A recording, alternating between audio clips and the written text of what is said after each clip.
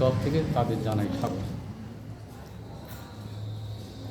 প্রত্যন্ত সুন্দরবন দুস্থ অবহেলিত মানুষ যারা কখনো স্বাস্থ্য সেবা পায়নি, বিশ্ববিখ্যাত লেখক সিটিআপ জয়ের ল্যাভিয়ার অর্থ সাহায্যে এখানে উপস্থিত এবে ওয়াহাব ডাইরেক্টর সাহেব তার অক্লান্ত পরিশ্রমে সেই সুন্দরবনে এত সুন্দরভাবে পরিষেবা দিয়ে আজ সেখান থেকে যক্ষা থেকে আরম্ভ করে সমস্ত রোগী এখনও সেখানে দুখানা বোর্ড দিয়ে এখনও সেবা করা চলেছে। তাই এই সেবাযজ্ঞের নায়ক এম সাহেবকে জানাই সিটিআপ তরফ থেকে ধন্যবাদ। তিনি স্বাস্থ্যে যেভাবে সেবা করে চলেছেন তা ভাঙড়, পশ্চিমবঙ্গ তথা ভারতবাসীর কাছে বিস্ময়ের বিষয়।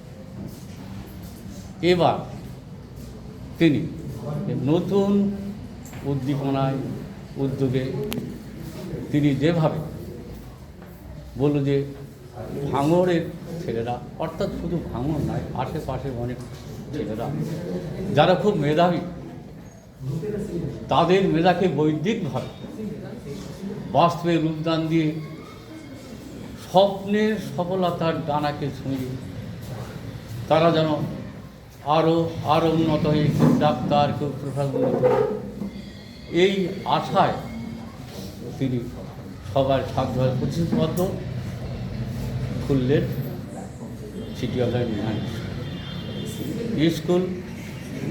জানুয়ারি মাসের প্রথম সপ্তাহে সূচনা হবে।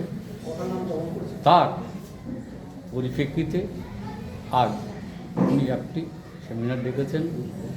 এই সেমিনারে যাতে ছাত্ররা উদ্বুদ্ধ হয়, কিন্তু এই সেমিনারটা ডেকেছেন পরম পূজনীয় শ্রদ্ধা সুদীপ্ত ভট্টাচার্য মহাশয়।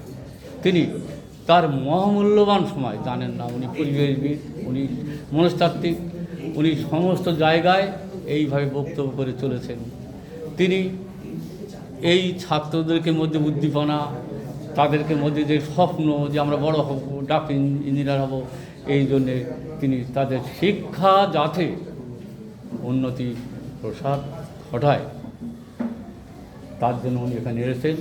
ওনাকে সিটিআপ ইন্টারন্যাশনাল পক্ষ থেকে অজস্র ধন্যবাদ।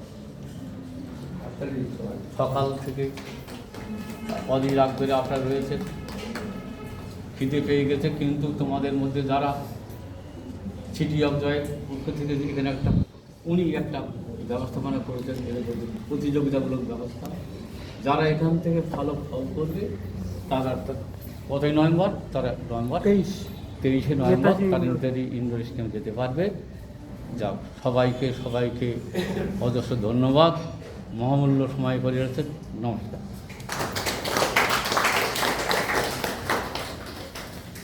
আমাদের মধ্যে উপস্থিত আছেন সুইজারল্যান্ড থেকে এসেছেন স্টেলি হেবগার। আমরা স্টেলি হেবগারকে বক্তব্য রাখার জন্য করছি, কিছু কথা বলার জন্য। Please in speech স্টেলি।